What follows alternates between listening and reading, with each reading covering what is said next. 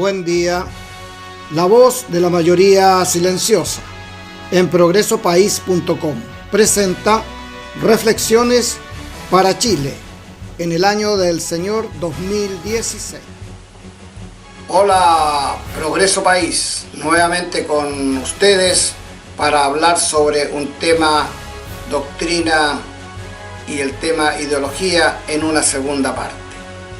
En la primera se expuso el peligro semántico de confundir el vocablo doctrina por ideología o viceversa. Recordemos que la doctrina se refiere a un orden de principios basado en el orden natural y que orienta la conducta del hombre en el ámbito individual o colectivo.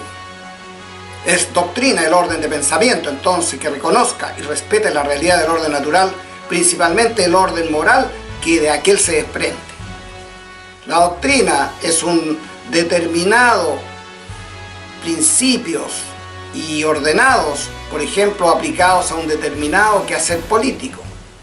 Por favor, no confundan con partidos políticos, lo que prácticamente todos profesan una ideología. Habrán algunos que se escapan a esto. Doctrina es también un definido sistema de saberes que son objeto de una ciencia.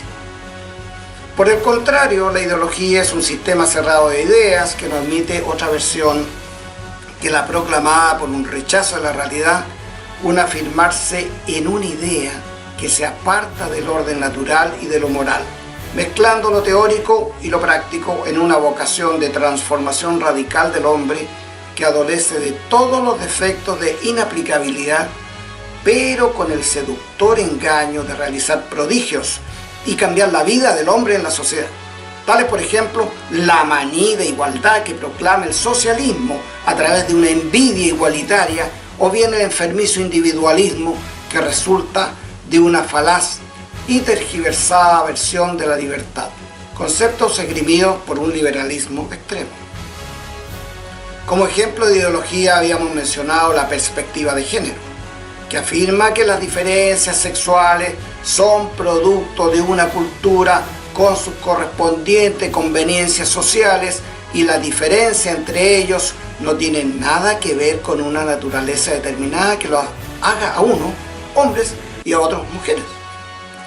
El género para ello es una construcción cultural, cuya causa no es el sexo, y por lo tanto puede ser modificada de acuerdo a los intereses de cada cual, apelando a la libertad y a la libre decisión de cada individuo.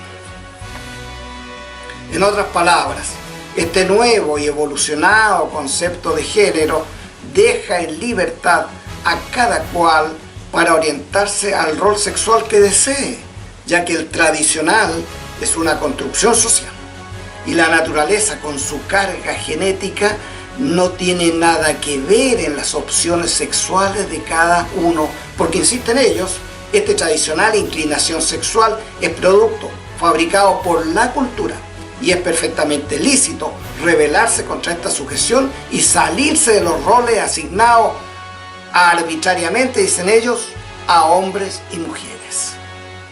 En base a esto, se asume una inexistencia de la esencia masculina y femenina y por lo tanto se puede rechazar esta supuesta superioridad o diferenciación de sexos, siendo entonces perfectamente iguales sin diferencia.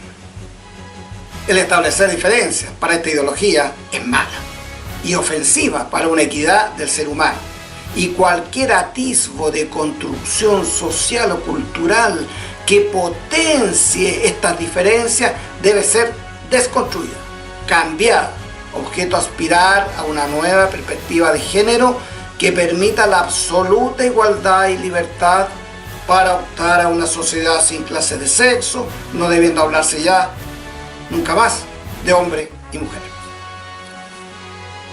Esta ideología ha sido impulsada fuertemente a través de organismos internacionales y ya está siendo enseñada en los establecimientos educacionales y cuyos propósitos son desconstruir el lenguaje, las relaciones familiares, la reproducción, la sexualidad, la educación, la religión, la cultura en general y toda otra forma de expresión humana que se oponga a sus propósitos.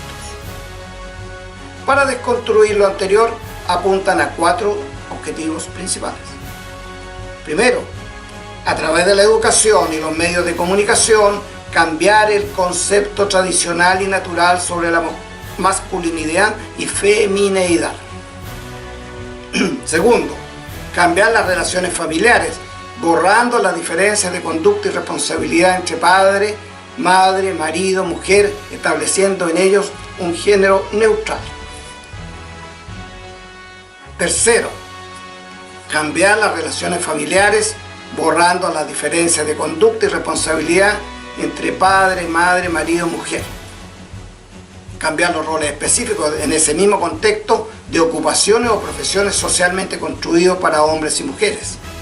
Y cuarto, evitar o cambiar la reproducción humana biológica, asegurándolas con otras técnicas.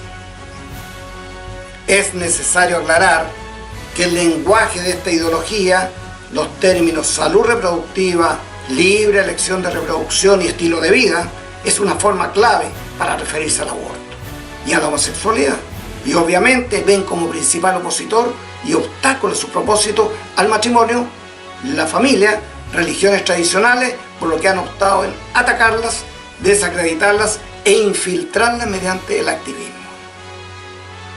Lo que no se cuenta ni es publicitado en los medios de comunicación, de acuerdo a lo expresado por Nicolás Márquez el 20 de junio del 2016, donde se refiere al mensaje que se originó en el Tribunal de Derechos Humanos de Europa, es que esta entidad trató el tema de la ideología de género el 9 de junio, donde 47 jueces de los 47 países del Consejo de Europa, que integran el Pleno del Tribunal de Estrasburgo, dictó una sentencia de enorme relevancia, la cual fue sorprendentemente silenciada por el progresismo informativo. En efecto, por unanimidad, todos los 47 jueces que conformaron esta aprobación de la sentencia establecen textualmente que no existe el matrimonio o el derecho al matrimonio homosexual. El dictamen fue fundado en un sinfín de considerandos filosóficos y antropológicos basados en el orden natural, el sentido común, informe científico, por supuesto, en el derecho positivo. Dentro de esto último, fundamentalmente, la sentencia se basó en el artículo número 12 del Convenio Europeo de Derechos Humanos. Dicho artículo equivale a los artículos de los tratados sobre derechos humanos, tal es el caso del número 17 del Pacto de San José y el número 23 del Pacto Internacional de Derechos Civiles y Políticos.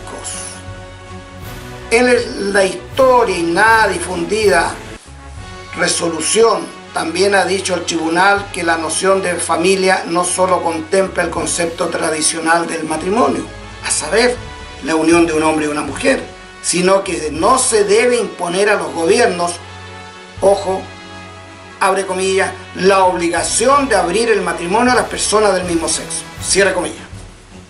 En cuanto al principio de no discriminación, el tribunal también añadió que no hay tal discriminación dado que, abre comillas nuevamente, los estados son libres de reservar el matrimonio únicamente a parejas heterosexuales.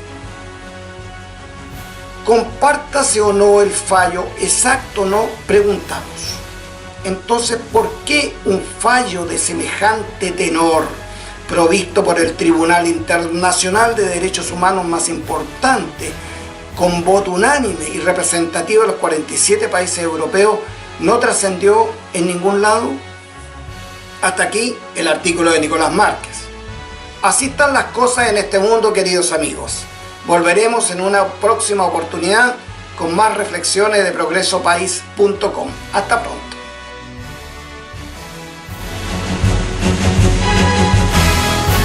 Progreso País presentó Reflexiones. Hasta pronto y muchas gracias.